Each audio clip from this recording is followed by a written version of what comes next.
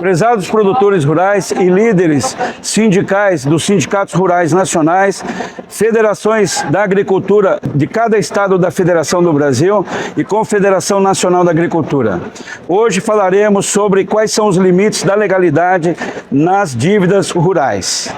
Quem regulamenta a legislação de crédito rural é a Lei 4.829, ela que respalda toda a agricultura nacional para que a agricultura nacional não caia dentro dos princípios do direito bancário. A Lei de Crédito Rural é uma lei cogente, é uma lei de ordem pública fortíssima que protege a agricultura nacional, que é produção de alimentos ligado ao PIB do país e também ligado à soberania.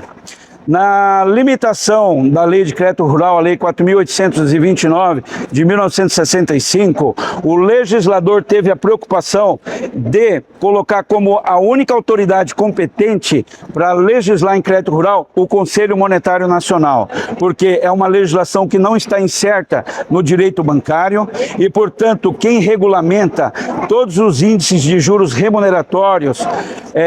índices de juros moratórios, mudança de encargos em caso de inadimplência,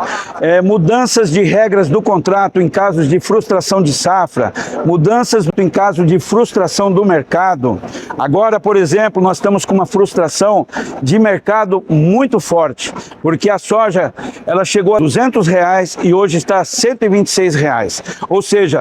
esse valor não paga sequer os custos de produção. Na limitação dos juros e dos encargos que formam dívida da classe produtora rural, a legislação de crédito rural ela é bem específica e bem determinada em esclarecer para os tomadores de crédito e ao mesmo tempo para as instituições que operam no crédito rural, que nos juros remuneratórios, na história da limitação dos juros remuneratórios no crédito rural, nunca o Conselho Monetário Nacional estipulou juros acima de 12% ao ano. E a forma de capitalização tem que ser semestral, porque só há 2 safras no máximo na produção agrícola, diferentemente do comércio e da indústria. Na questão da mudança de encargos, ou seja, quando ocorre uma inadimplência, onde o agricultor não consegue honrar com seus compromissos, o Conselho Monetário Nacional, que é a autoridade competente para legislar, ele não permite a cobrança de comissão de permanência. Nos últimos 30 anos, as instituições financeiras sempre cobraram comissão de permanência e também mudaram os encargos dos juros de mora, que no crédito rural acresce-se apenas 1%. E muitas vezes nós temos visto uma mudança absurda de cobrar até 10% de multa e mais 2, 3, 4, até 5% de mudança de encargos moratórios. Nós já tivemos casos de clientes em nível nacional, onde aconteceu numa situação de crédito rural e industrial, de clientes do setor sucroalcooleiro, pagaram 90% de juros ao ano, capitalizados diariamente pelo método hamburguês. Isso fez com que uma dívida que já era para ter sido paga em 2, 3 anos nas safras, na área da cana, essa dívida chegou aos patamares de 168 milhões de reais. Quando esse produtor rural,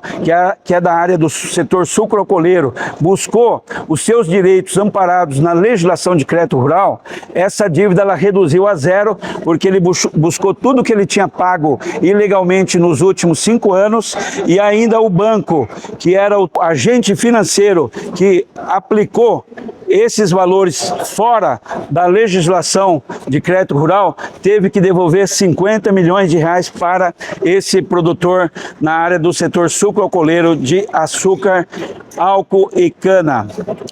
Veja bem, tem produtores pequenos que entraram com essas medidas no passado, valores de 50 mil reais que eles pagaram a mais,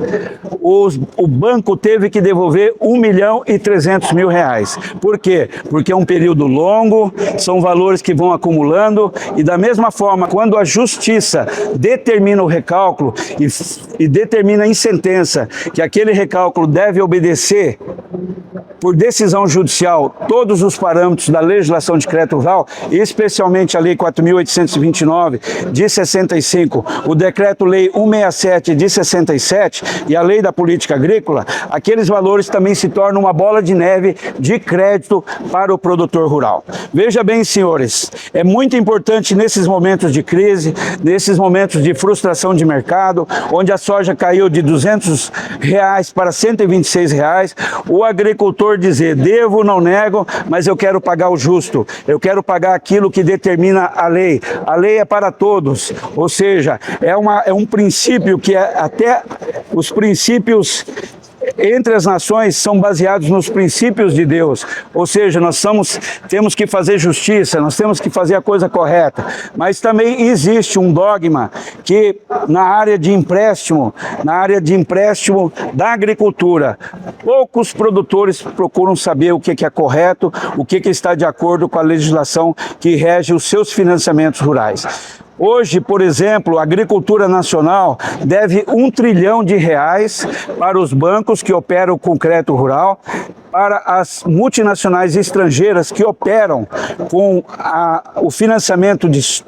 das commodities agrícolas, e elas também operam como se fosse um banco, cobrando valores acima da legislação de crédito rural, e também, muitas vezes, as cooperativas também já estão fazendo isso. E nós temos que alertar que as cooperativas só devem existir no sentido etimológico da existência, como uma cooperativa que deve atender às necessidades dos cooperados no sentido de trazer benefício para a classe produtora rural. Esse valor de R$1 trilhão é um valor que os senhores deverão pagar, mas pagar dentro dos limites da legalidade, da legislação que protege a produção rural. A legislação de crédito rural, ela diz também no artigo 1º que o objetivo dela, o escopo da lei, é o bem-estar social do povo. Então ela está ligada à soberania, está preocupada com o brasileiro como um todo, e nós sabemos que nós temos um país de dimensão continental. É a hora da classe produtora rural se unir, é a hora dos líderes defenderem a agricultura nacional para que o nosso país saia dessa dependência econômica e financeira das multinacionais que já atuam aqui no país há mais de 100 anos. E se estivesse atuando dentro da legalidade, muitas vezes é fora da legalidade. E também os bancos integrantes do sistema financeiro nacional que operam com crédito rural. Então, produtor rural, saiba mais sobre dívidas rurais.